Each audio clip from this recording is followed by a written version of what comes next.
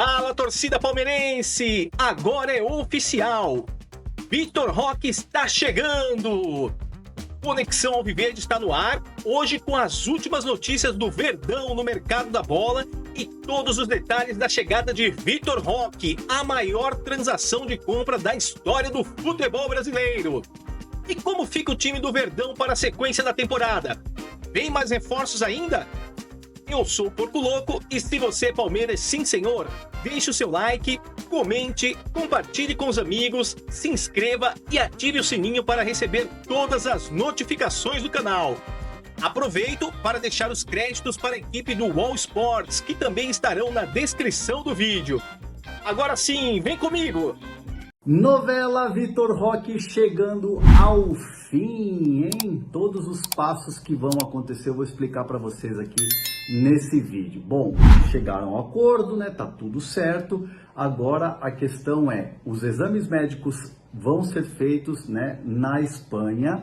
Assinatura de contrato de 5 anos, é uma assinatura eletrônica, isso é tranquilo. Vai se despedir do Betis e ele é aguardado, né, para viajar nesta sexta-feira. E a ideia do Palmeiras, aliás, o Palmeiras está muito cauteloso com esses últimos passos, mas a ideia do Palmeiras é fazer o anúncio na sexta-feira. Tá tudo certo, Vitor Roque vai ser é jogador do Palmeiras. Os números, né? No final, no total, 25 milhões e meio de euros, mais 5 de bônus se atingir as metas. E aqui vai uma apuração de duas metas que eu consegui dessa questão aí, se o Vitor Roque atingir. Primeira meta aqui que eu pude apurar. Se ele ficar entre os 3 primeiros jogadores, né, os 3 melhores jogadores do Mundial. Se for campeão da Libertadores, estando com 60% da competição toda na equipe titular do Palmeiras. Então são metas ali que ele precisa alcançar para que o Palmeiras pague esses bônus de 5 milhões de euros. Não conseguir, fica a negociação em 25 milhões e meio de euros por 80% do atleta. Bom, o Palmeiras pretende fazer esse anúncio na próxima sexta-feira, tem toda essa cautela, mas é bem verdade que o Vitor Roque vem para o futebol brasileiro numa retomada de carreira e de bom futebol, esse bom futebol que o levou à Europa, a seleção brasileira. Então o projeto do Palmeiras é um projeto que tem todas as competições, tem Libertadores, tem Copa do Brasil, tem um Super Mundial, todas as melhores competições com a estrutura que o Palmeiras tem, com o grande treinador que tem, com um elenco competitivo. Então o Vitor Roque se sentiu muito seduzido em dar esse passo para o futebol brasileiro, como outros atletas já fizeram e que tiveram um grande sucesso, Pedro, Gabigol, exemplos de jogadores que tiveram conquistas, né, sucesso. O Pedro, jogador de seleção brasileira, bateu e voltou, o famoso bateu e voltou. Então o Vitor Roque entende que é um momento que ele pode retomar a carreira dele, muito jovem, 19 anos, então ele vive uma expectativa muito grande, está muito empolgado com esse projeto de jogar no Palmeiras. Viagem na sexta-feira, é aguardado, e a torcida do Palmeiras, não preciso nem falar, está numa expectativa gigantesca em receber o Vitor Roque de braços abertos. E deixa eu trazer os números que eu publiquei hoje aqui no UOL dessa negociação. O Palmeiras vai pagar 25 milhões e meio de euros de maneira fixa e existe um bônus de 5 milhões de euros, que é um bônus que me falaram que é de metas altíssimas a serem batidas. E aí a resposta do Palmeiras a essas metas: ótimo, a gente paga 5 milhões de euros. Porque se ele tiver com metas altíssimas... Você fez algum do título mundial? Tá barato, tá ótimo. Dinheiro de pinga. Gol de título, artilheiro do Brasileirão, artilheiro da Copa do Brasil, gol da final da Libertadores, beleza. Metas altíssimas, pode parecer inalcançável. Se ele bater o inalcançável, para a gente está ótimo, ele está performando dentro do campo. Então, beleza. Então, a negociação final, o valor final do Vitor Roque nessa venda pode bater os 30 milhões e meio de euros, que é a maior venda da história do futebol brasileiro. Mas, independentemente disso, já é. Já Inclusive, a gente tem aí uma Independentemente de arte bônus. que a gente preparou na tela para vocês, para a gente entender a proporção, a dimensão dessa contratação, o quão ela é grande no futebol brasileiro. Ó, vamos colocar aí, ó, já está aí para vocês, as 5 maiores contratações do Brasil. A primeira, Vitor Roque, Barcelona para o Palmeiras em 2025, atingindo aí 145 milhões de reais. Sem o bônus. Sem o bônus que o André Hernan trouxe agora pra gente. Então, esse é o valor fixo, né? Sem considerar essas metas por performance. A segunda, o Thiago Almada, que saiu do Atlanta United dos Estados Unidos para o Botafogo em 2024. 137 milhões de reais, ou seja, um valor já bem abaixo. Em terceiro, o Paulinho, também uma contratação do Palmeiras para essa janela, junto ao Atlético Mineiro, 115 milhões de reais. O Alcaraz, que saiu do Southampton da Inglaterra para o Flamengo em 2024, que saiu por 110 milhões de reais. E o Luiz Henrique, outra contratação feita pelo Botafogo no ano passado, junto ao Betis, por 106 milhões de reais. Sabe Então, a que é gente está impressionante? vendo o tamanho desse negócio. Sabe o que é impressionante? Esses são os 5 jogadores que valeram mais de 100 milhões de reais na história do Brasil. Só 5 jogadores custaram mais de 100 milhões de reais na história do Brasil. O Luiz Henrique foi recorde em março do ano passado. Cara, quem é que tá falando de inflação de alimentos? E a do futebol? A de alimentos preocupa muito mais, evidentemente, né? Mas olha o que está acontecendo. É uma loucura, né, Alice? A gente pensar no quanto esse dois- mercado tá inflacionado, nas cifras que a gente está comentando. A gente fala como se fosse algo corriqueiro, mas, gente, olha isso, mais de 100 milhões de reais para um clube brasileiro pagar num jogador. Alícia. Não, e dois jogadores nessa lista que já foram embora, né? Que ficaram aqui 3. 6 meses. O Almada, que era uma parada 3. estratégica. Alcaraz. O Alcaraz, que também já foi embora. E o Luiz Henrique, que já foi embora. Então, são 3 jogadores com valor absurdo e com passagens relâmpago. Claro que o Luiz Henrique e o Almada se pagaram. E o Alcaraz provavelmente foi um erro de contratação, porque não conseguiu se encaixar no time. O próprio Felipe Luiz disse que não soube utilizá-lo. Mas contratações muito altas, e aí fazendo um parênteses de Almada e Luiz Henrique, porque aí tem a coisa multiclube, do John Textor, enfim, tem várias outras camadas, mas estamos falando de 3 jogadores com passagens muito rápidas, e no caso do Paulinho, depois de se tornar a maior contratação, não jogou ainda, né? O Paulinho ainda está se recuperando, né, fisicamente, já está recuperado da lesão, mas está nesse processo físico aí para ele estar 100% para jogar. Ele disse que já não sente dores, o que já é muito positivo, mas o Campeonato Paulista já era previsto que ele não estaria em campo. Já tem uma previsão para ele voltar a atuar, Renan? O DM do Palmeiras, a preparação física, já trabalha com algum prazo? O prazo era meio de abril. Mas como o Palmeiras tem essa questão de não colocar prazo, ou o prazo que se fala em off, ele sempre dá uma esticadinha para você trazer aquela surpresa para o torcedor, eu diria assim que meio de março... Eu acho que a meta, meta é a primeira rodada da Libertadores. Já vai ter ali uma... Ó, estamos no fim de fevereiro, estamos falando aí em cerca de 2 semanas, 15 dias. 15 a 20 dias 20 ali. dias, então já está se aproximando. Eu acho que o Campeonato Brasileiro começa dia 30 de março. O Paulista termina 27 de abril. Eu acho que a meta, a tentativa claro que é para o Campeonato Brasileiro, beleza, mas a meta é jogar Libertadores.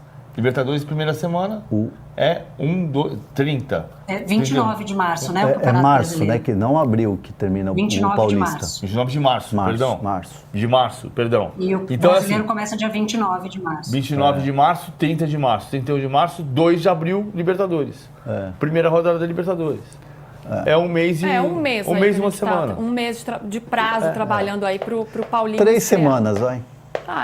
Já é um bom tempo. Agora tem outro jogador que talvez possa jogar antes, esse eu quero saber. Ele vai terminar o Campeonato Paulista pelo time dele atual, que é o Red Bull Bragantino. Eu tô falando de Lucas Evangelista, André Hernan. Tá tudo certo, o Fabinho já vai para lá, o Bragantino já comprou o Fabinho, essa troca tá concretizada? Tá concretizada, o Fabinho vai pro Bragantino, o Red Bull, depois do Paulistão, naquela janela especial, que não é uma janela para se negociar depois, mas é para jogadores que já estão negociados, que é o caso do Fabinho e Evangelista. O Palmeiras está adquirindo, o Palmeiras está vendendo, né? O Red Bull está adquirindo 50%, está na casa dos 2 milhões de euros, E o Evangelista vai em definitivo naquela negociação que envolve a meta do John. Ele joga hoje, né? O Red Bull Bragantino joga hoje lá em Juazeiro. O Red Bull joga hoje, esqueci o nome lá que ele vai jogar, me perdoem. Não é o Souza? Não sei se é o Souza. Souza da Paraíba. É o Souza? É isso, então Souza. contra o Souza. Não tem problema, porque pode depois inscrever o Lucas Evangelista na fase que o Palmeiras vai entrar, que é na fase onde os times de Libertadores entram na Copa do Brasil, então não tem esse problema no regulamento. E o Evangelista vai também depois do Campeonato Paulista. Então tá tudo certo, tudo já na base dos documentos sendo trocados, com validade a partir do final do término do Campeonato Paulista. Então tá tudo certo, um para lá, outro para cá, em definitivo. Que tem uma janela extra, a gente já explicou isso aqui ontem, né? Uma janela justamente para que um jogador atue pelo seu time no campeonato estadual e possa se transferir para outro. Essa janela começa em março e termina dia 11 de abril. Então a janela fecha, mas ainda tem uma outra janela. E aí tem uma extra janela supermundial. Sempre tem uma janela fecha, a outra se abre.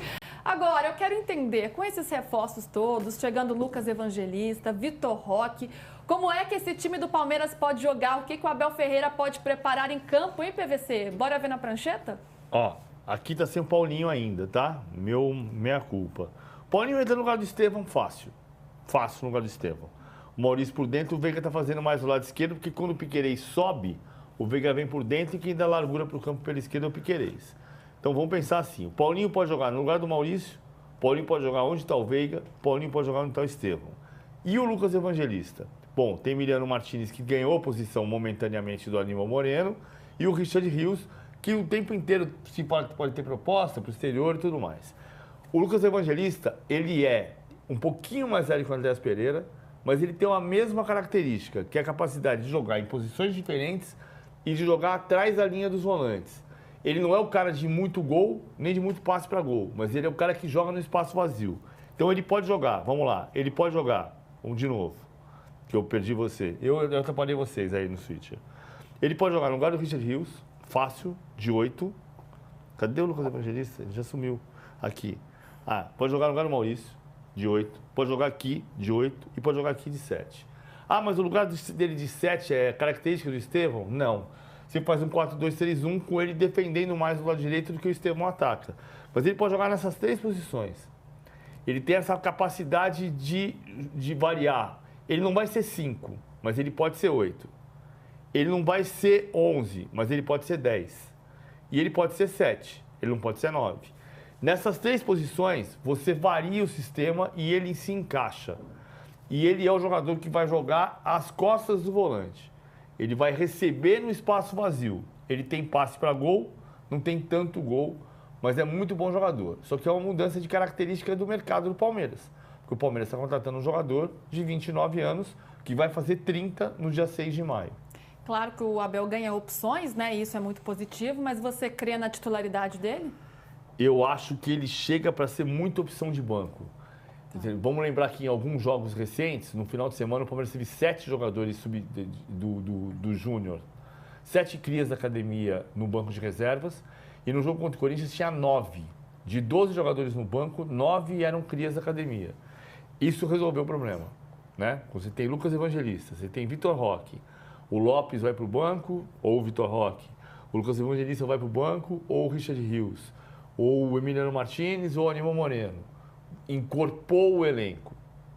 Não é aquela coisa de você olhar para o banco e falar assim, agora o que eu faço? Não tem mais isso. Vou ter que lançar mais um garoto. Algum garoto vai ter que me salvar de novo, como muitas vezes deve ter pensado o Abel Ferreira. Agora, Alicia, esse time é forte, não é? Ainda mais com essas opções que vão chegando. A gente sabe que o Estevão vai embora no meio do ano para o Chelsea, mas ainda tem o Paulinho para entrar aqui nessa prancheta do PVC. O Abel já veio a público diversas vezes nas coletivas pedir contratações, já pediu um 9, já pediu um zagueiro, também chegou agora o Mikael com uma opção aí para a zaga, especialmente depois da venda do Vitor Reis. É um time forte que se reforçou. Bonita essa prancheta, hein? Ó, gente, o PVC tá orgulhoso. Que massa. A nossa prancheta Não, da arte. tô orgulhoso eu, do Pedro, do Rodrigo. Da nossa equipe, Da da Gisele, Gisele. nossa equipe de arte Ah, tá. aqui. Achei que era do time, porque Ó, realmente. quem é raiz aqui no De Primeira vai lembrar, era uma pranchetinha ali, de verdade, com botão, não era, PVC? Ó, Eu como tô a gente falando- tá chique. O PVC Eu tô ficava falando- assim, ó, naquela janelinha. ó. Eu Mexendo estou os falando. botõezinhos Eu aqui. estou falando do Pedro, do Rodrigo e da Gisele. É Pois isso que eu estou é. falando. Esse sim que é o verdadeiro timaço. Ah, a gente tá muito chique, gente. Agora a gente, ó, só voando aqui. E aí, Alice, esse time do Palmeiras voa também? É muito forte, Luísa. No papel, volto a dizer, é um time muito forte e com muito mais opções, porque está muito dependente ainda das crias da academia, que tem entregado, a gente sabe, né? O Endrick foi protagonista da disputa protagonista do título em 2023, o Estevão foi protagonista da briga pelo título em 2024. Esse ano também o Palmeiras vem recorrendo muito às crias, mas não dá para ser assim, até porque acaba antecipando a subida desses garotos, o que nem sempre é bom para o time, nem para eles. Então o Palmeiras precisava, sim, de reforços para continuar brigando por títulos, para continuar sendo um dos melhores times do Brasil. Mas volto a dizer, vai precisar ver se encaixa e se dá certo, e se dá certo ao longo do tempo, né? O Aníbal Moreno, quando chegou, encaixou na equipe lindamente nos primeiros 6 meses, depois caiu muito de rendimento e esse ano continua não jogando muito bem. Richard Rios teve aquele momento, especialmente na Copa América, que de repente todo mundo achou até que ele ia embora, ia para um grande time, na janela do meio do ano ficou, também, né, não jogou tão bem desde então. Então, tem alguns jogadores que talvez acabem perdendo espaço se jogadores como o Evangelista, por exemplo, chegarem e se encaixarem bem e tiverem um bom desempenho. Mas time de futebol só funciona na prática e no coletivo, né? Você pode pegar o melhor jogador do mundo e se o coletivo não funcionar, o time não anda. Então, o Abel já mostrou que monta grandes times, e aí quando eu falava mais cedo, né, jogadores que não eram tudo isso, vocês deram o exemplo do Veiga, né, que só se torna o que ele é hoje para o Palmeiras na volta do Atlético Paranaense, o próprio Rony, que agora já foi embora, mas foi muito importante, o Zé Rafael, que também já foi embora, mas foi muito importante quando vem do Bahia. Então o Abel é certamente especialista em criar grandes times, mesmo com jogadores que ainda não eram estrelas quando começaram a atuar pelo Palmeiras. E agora ele vai ter jogadores que já são muito fortes, que é o caso do Paulinho, é o caso do Vitor Roque, pelo menos em termos de potencial do que se esperava dele, né, que já brilhou em seleção de base. Então ele tem um time forte na mão. Se vai dar certo ou não, é impossível prever. Mas o Palmeiras hoje certamente está melhor do que estava no final do ano passado. Eu lembro trocou algumas peças que no meu entendimento precisava trocar e agora traz bons nomes e vamos ver se fechar o Vitor Roque realmente é uma contratação muito especial para uma posição que o Palmeiras precisava de fato reforçar, especialmente considerando a saída do Estevão no meio do ano. Eu lembro de um amigo meu, que era essa história de você ter uma contratação certeira e não ter certeza, que é o que a Alice está dizendo, claro, a gente não tem certeza. Certeza é quando acontecer. E aí, torcedor, você considera que com as chegadas de Vitor Roque e Lucas Evangelista, o elenco do Palmeiras está fechado? Ou ainda precisamos de outras peças? Será que ainda chega mais algum reforço no último dia da janela? Deixe a sua opinião nos comentários. Eu, Porco Louco, vou ficando por aqui. E se você é Palmeiras sim senhor, deixe o seu like, comente, compartilhe com os amigos, se inscreva e ative o sininho para receber todas as notificações do canal. Avante palestra!